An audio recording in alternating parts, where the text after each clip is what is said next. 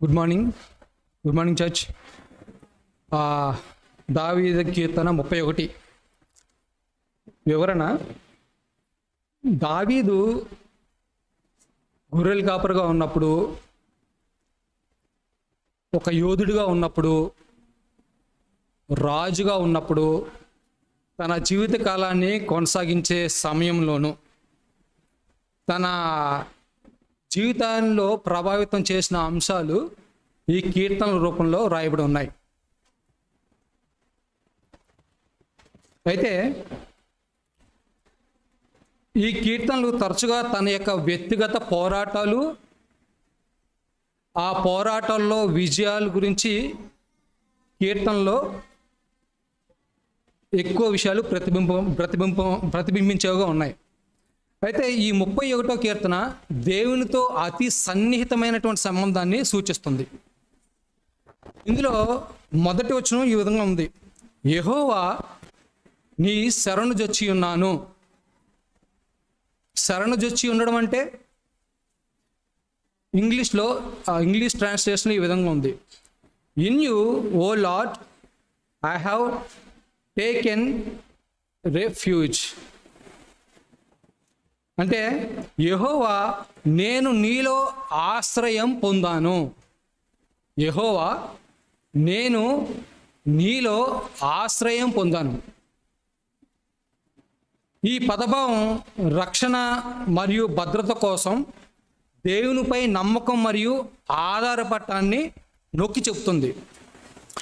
ఆశ్రయం అంటే తుఫానుల మధ్య భద్రతను సూచించేది. ఉదాహరణకు చెప్పాలంటే, బైక్ మీద నేను రోడ్డు మీద వెళ్తున్నాను, ఒక ఊరికి ఇంకొక ఊరికి మధ్యలో ఏమీ లేవు. సడన్గా గట్టి గాలి వేసింది, వర్షం మొదలవుతుంది. నేను దేన్ని ఎత్తుకుంటానప్పుడు? ఆశ్రయాన్ని, ఏదైనా నీడ, ఒక చిన్న పాకలాది కానీ టెంట్ లాంటిది కానీ ఎత్తుకుంటాను, అందులోకి వెళ్ళి దాగుండడానికి. ఇక్కడ ఏం చెప్తున్నాడు? ఆశ్రయం అంటే దాగి ఉండే ప్లేసు. నన్ను చిక్కించుకున్నటకే శత్రువులు రహస్యంగా ఒడ్డిన వాళ్ళలో నుండి ఏ trap set by my enemies. వీధిలో 11 చివర్లో ఈ విధంగా ఉంది: వీధిలో నన్ను చూచువారు నా ఎదుట నుండి పారిపోదురు. అంటే నేను వెళ్తుంటే ముఖం త్రిప్పుకుని పక్కకి వెళ్ళిపోతున్నారు జనులు. 12వ వచనంలో ఈ విధంగా ఉంది: మరణమై స్మరణకు రానున్న వాని వలె మరువబడుతుంది. నేను చనిపోయాను అనుకుని జనులు నన్ను మరిచారు, నా వాళ్ళు నన్ను మరిచారు. ఇది నా పరిస్థితి. ఈ పరిస్థితులన్నిట్లో ఇది ఒక దినము 2 దినాలు కాదు, దినాలు, నెలలు, సంవత్సరాలు గడుస్తున్నాయి. ఈ పరిస్థితిలో నాకున్న దుఃఖం నుంచి నా కళ్ళు లోతుగా వెళ్ళిపోయి ఉన్నాయి. నా శరీరం అంతా కూడా క్షీణించిపోయింది, నా ఎముకలు క్షీణించిపోయినాయి. ఇది నా పరిస్థితి. ఈ పరిస్థితులన్నింటిలో కూడా నా ఫోకస్, నా సెంటర్ యెహోవా. ఏమంటున్నాడు? నీ శరణు చొచ్చి ఉన్నాను.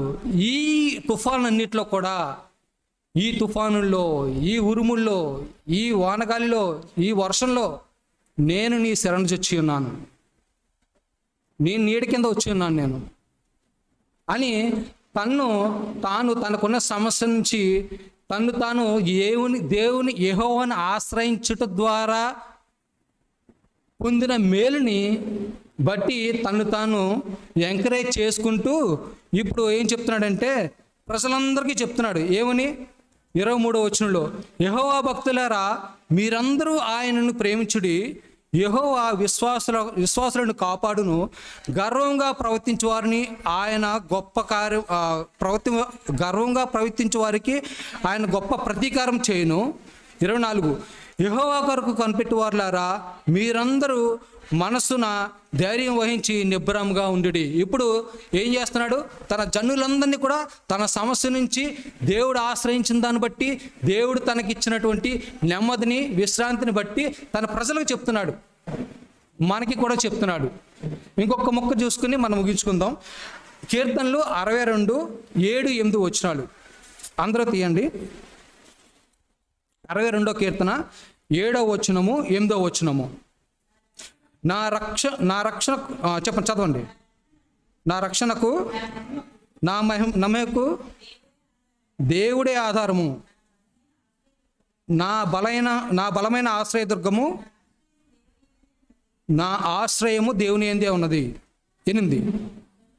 జనులారా ఎల్లప్పుడూ ఆయన యందు నమ్మిక ఉంచుడి, ఆయన సన్నిధిని మీ హృదయములు కుమ్మరించుడి, దేవుడే మనకు ఆశ్రయము. చూసారా, దేవుడు అంత కష్టాల్లో అన్నిట్లో కూడా తన సెంటర్ ఏముందంటే దేవుడు నాకు తోడుగా ఉన్నాడు. అన్నీ చూసుకున్నప్పటికీ తన సెంటర్, మనకి కూడా మన ఫోకస్ ఎక్కడ ఉండాలనేది మనం చెప్తున్నాడు. దేవుడి కొద్ది మాటలు దీవించును గాక. Thank you.